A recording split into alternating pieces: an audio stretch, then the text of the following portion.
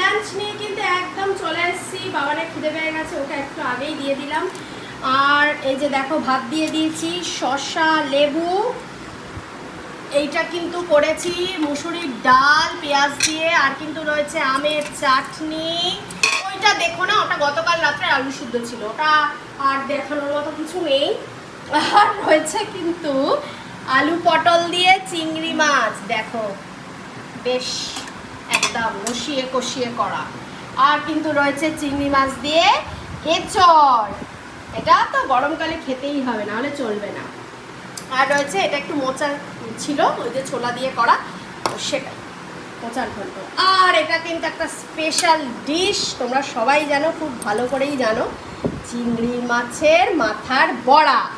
দারুণ হয় খেতে, দারুণ দারুণ হয় টেস্ট। চলো